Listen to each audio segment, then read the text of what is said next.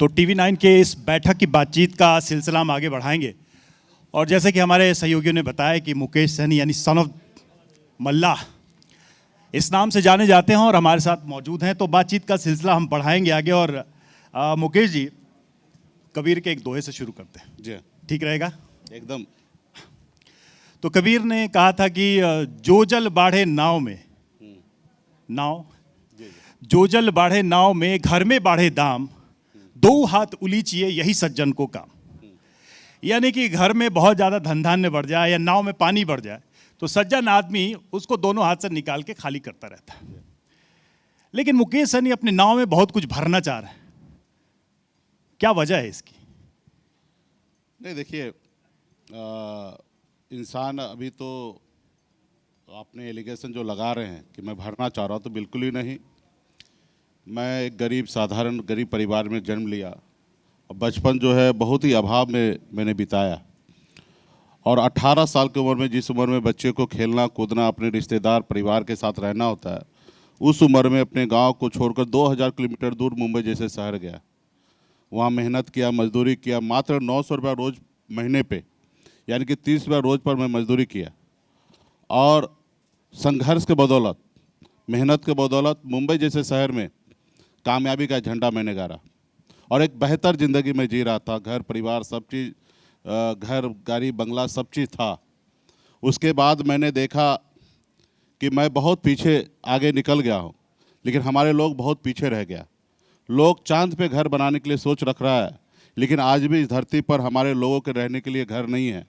और मैंने बेहतर ज़िंदगी को छोड़कर पिछले 12-13 सालों से बिहार के राजनीति में गांव-गांव में घूम रहे और अपनी ज़िंदगी में जितने भी हमने धन कमाया था, एक एक रुपया मैं अपने लोगों के उत्थान में, अपने लोगों के लिए मैं आज खर्च कर रहा हूँ। मैं ये जमा करने के लिए नहीं हूँ। अगर जमा करने वाला व्यक्ति होता तो शायद मैं मुंबई छोड़कर बिहार नहीं आता।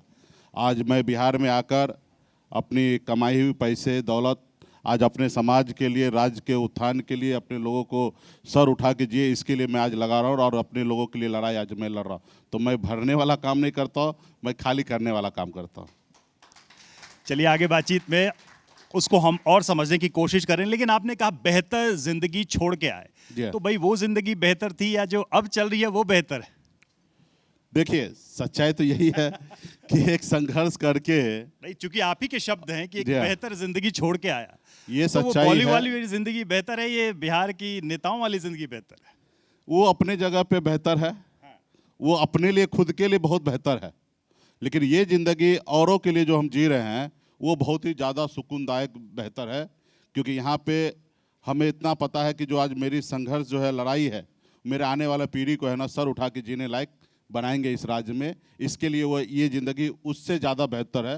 हाँ, वहाँ पे मेरे लिए, मेरे परिवार के लिए वो ज़िंदगी। तो इसी से मेरा सवाल है, सन ऑफ मल्लाह क्यों भाई, सन ऑफ बिहार क्यों नहीं? निश्चित तौर पे ज्यादा अच्छा नहीं लगेगा? ये आप कह सकते हैं, मुकेश सहनी सन ऑफ बिहार कह सकते हैं, सन ऑफ मल्लाह नहीं कह सकते हैं। लेकिन मेरी अपनी एक तो ये तो सच्चाई है कि मेरी अपनी भी पहचान है। मैं एक मल्लाह का बेटा हूँ, ये अपनी पहचान है। आप सन ऑफ बिहार कह सकते हैं, सन ऑफ हिंदुस्तान कह सकते हैं। सवाल कर रहा हूँ। नहीं, निश्चित तौर पे। लेकिन क्या होता है, अक्सर घर के लोग अगर आपको राजा कहे, बाबू कहे, भाई कहे, हीरो कहे, तो निश्चित तौर पे दुनिया आपको हीरो कहेंगे। अगर घर के लोग ही अगर आपको रिस्पेक्ट ना करे तो दुनिया कोई भी आपको रिस्पेक्ट नहीं करने वाला है। तो आज सन ऑफ मल्लाह हमारे घर के लोगों ने कहा प्यार से, आज इसलिए आज आपके इस मंच पर हम बैठे हैं। अगर हमारे लोग अगर सन ऑफ मल्लाह नहीं कहते तो शायद इस मंच पर मैं नहीं रहता। आप मेरी नज़र में पहले नेता हैं जो कह रहे हैं कि बिहार उनका घर नहीं है, पहले मल्लाह उनका घर है। नहीं, देखिए, हमारा बिहार का आदमी भी अगर कहता है तो वो बिहार आपका घर है। मैं तो कह रहा हूँ ना कि आप कह सकते हैं। मतलब इससे एक बहुत नेचुरल सवाल आता है कि क्या जाति ही घर है या बिहार पूरा घर है? रवि मिश्रा आपका घर है कि नहीं है? बिल्कुल ही है। पूरा बिहार मेरा घर है, पूरा हिंदुस्तान मेरा घर है, पूरा दुनिया मेरा घर है जी। ठीक है, अगर मानवता की अगर बात करेंगे तो पूरे देश दुनिया हर एक नागरिक से हमें प्यार करना चाहिए, हर एक नागरिक को आगे बढ़ाना है। लेकिन उसके अलावा भी आपकी एक अपनी पहचान है। ठीक है, आपके अपने घर, अपने परिवार, बच्चे होते, आपके रिश्तेदार होते, क्योंकि ये परंपरा हमने नहीं बनाया। जिन्होंने बनाया उनसे सवाल कीजिए। जिन्होंने हमारे हाथ से पानी नहीं पी रहा था उनसे आप सवाल कीजिए। जिन्होंने हमें चप्पल पहनने की इजाज़त नहीं देता उनसे सवाल कीजिए।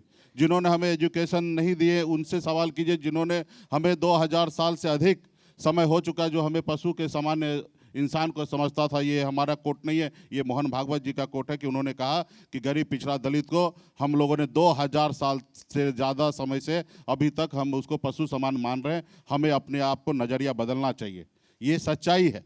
तो आज जब हमें अगर जाति में अगर बांट दिया गया, यही अगर हमारी अगर पहचान बना दिया गया, तो इसी पहचान के तो साथ आगे निश्चित बढ़ और रहे हैं इस पहचान को लेके हमें जीना है।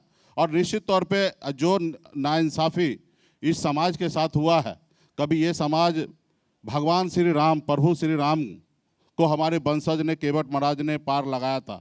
आज हमारा समाज मझधार में फंसा है। आज हमको देखने वाला कोई नहीं है।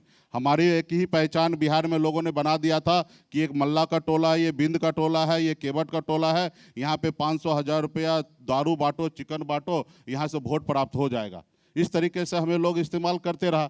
हमारे अधिकार के बारे में किसी ने नहीं सोचा। आज बंगाल में निषाद समाज के सभी उपजाति को आरक्षण है एससी का। दिल्ली में जहां संविधान रखा हुआ है वहां पे निषाद समाज के सभी उपजाति को आरक्षण है, लेकिन हमारी मांग कोई सुन ही नहीं रहा है। आज तक आज हमारे पूरे बिहार में इतनी बड़ी आबादी 11% होने के बावजूद भी एक भी निषाद का बेटा कलेक्टर नहीं है। तो ये किसी ने क्यों नहीं सोचा? आज तक जिन्होंने सोचा वो सिर्फ हमारा वोट ही लेने के लिए क्यों सोचा? आज मैं अगर लड़ाई लड़ रहा हूँ, अधिकार बना रहा हूँ, पिछले 2020 में मैंने लड़ाई लड़कर बिहार को बताया कि मल्ला का बेटा सिर्फ मछली नहीं मारता है, विधायक और मंत्री और मुख्यमंत्री भी बनाता है, और मैंने बना के दिखाया।